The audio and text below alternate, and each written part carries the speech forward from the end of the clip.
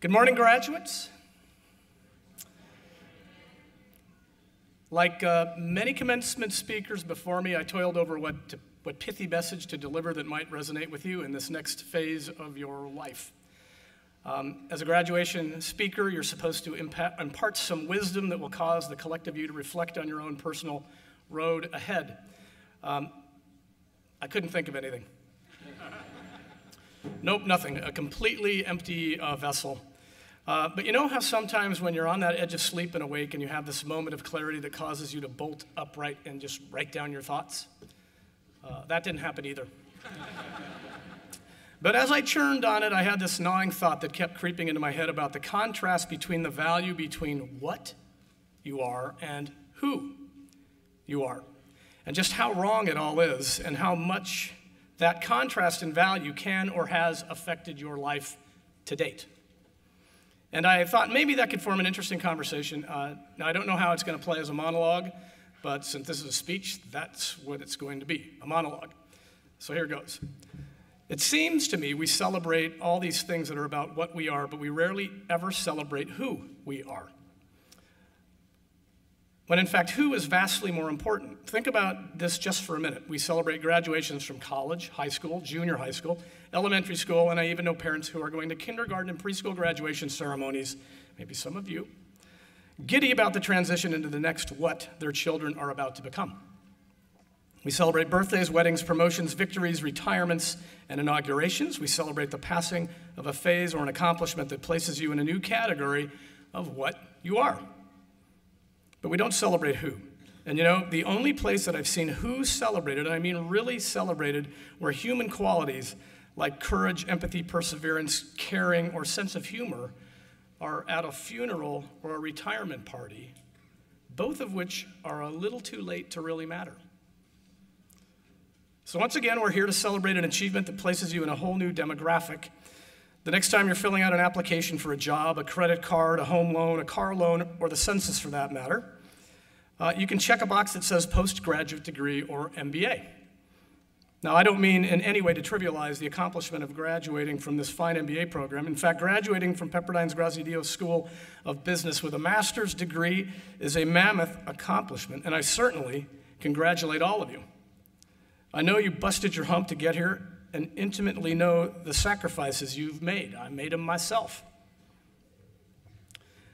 But I don't want the following to be lost on any of you. The new category of what you are, the holder of a master's degree in business, has vastly less importance and bearing on your future than who you are as a person.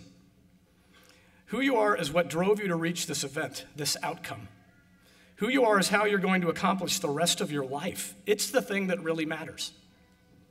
It's the thing that will drive you to your next life event, your next what?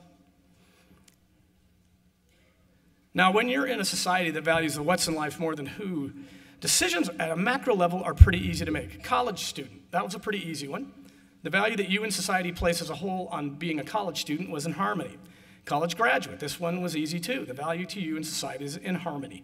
Even your MBA was a relatively easy decision based on that criteria. The what in achieving an MBA didn't stand in sharp contrast with society's opinion of value. From here, from this day forward, it gets a lot harder. It should get a lot harder. From here, it gets personal. It starts to become more about who you are and not what you are. Why am I harping on this? Why does it matter? I'll tell you. I worry that many of you will get caught up in a vortex of what decisions and only pause to think about who you are after you've made so many that has taken you down a path you can't recover from. Unfortunately, that happens to be more often than not.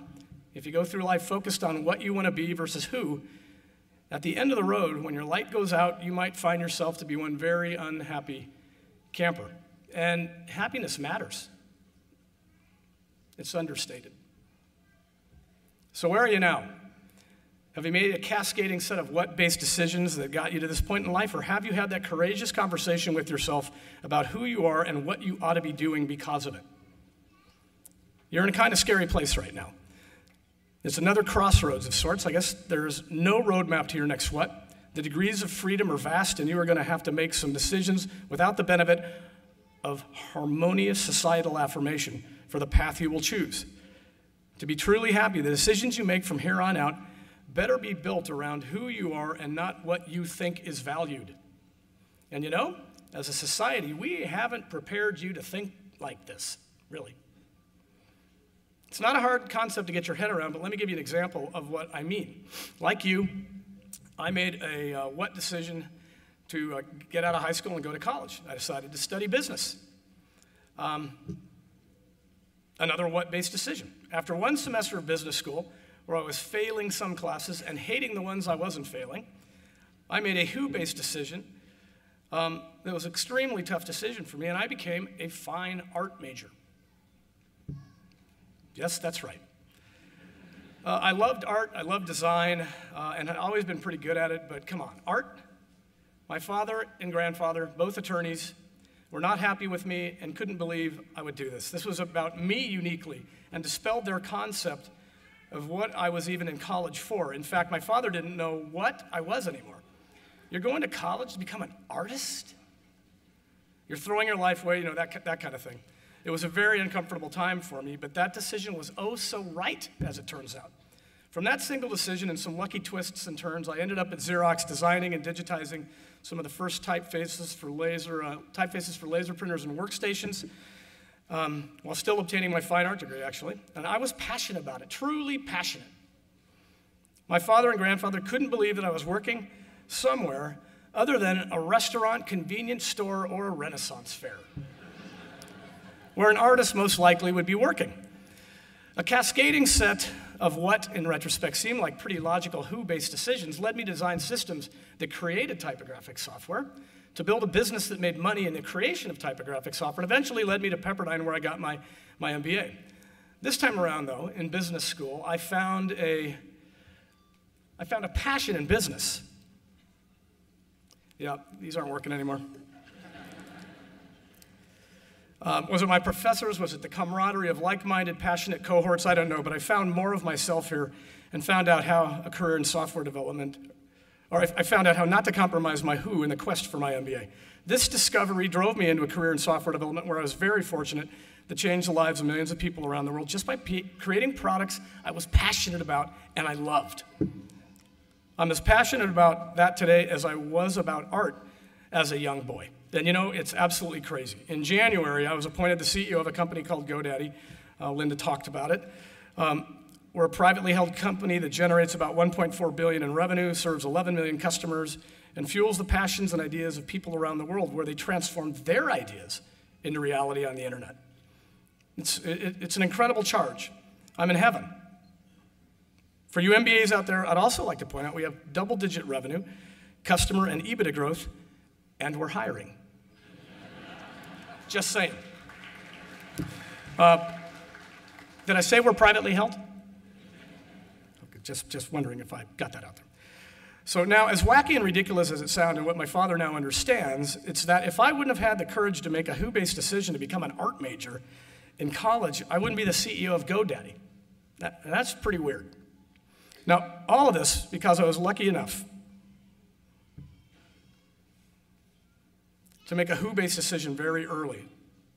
All because I had a very scary conversation with myself about who I am and what I wanted to do with my life because of it.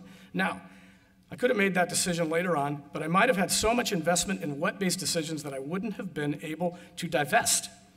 I'm not telling you that I completely cast aside what-based decisions. What I'm saying is that answering the who I am question actually drove my what.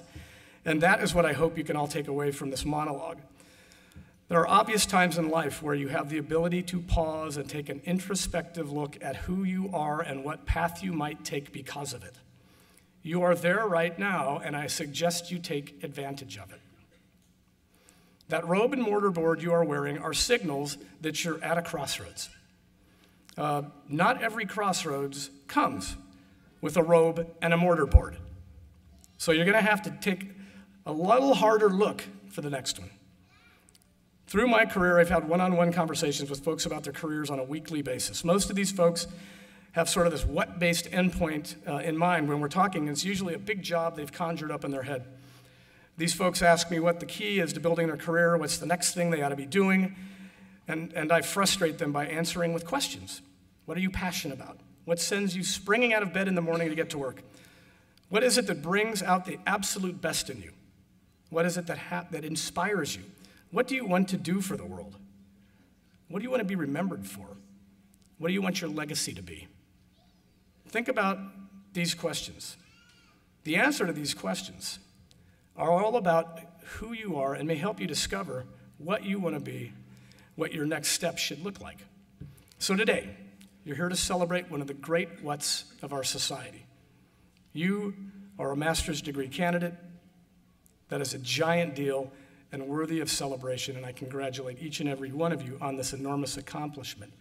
But please, do me this one favor before you or your families leave town, before you start your career, before you change your career, before you start driving on to your next what, before your retirement, and please, before your next funeral. Please, please celebrate who you are and weigh it with greater importance than what you are. Celebrate your courage, celebrate your perseverance, your empathy, your intelligence, your caring, celebrate your passion, celebrate your sense of humor, and through all that, celebrate your unrelenting drive that has made this day possible. I celebrate each and every one of you. Congratulations, class of 2013, and good luck.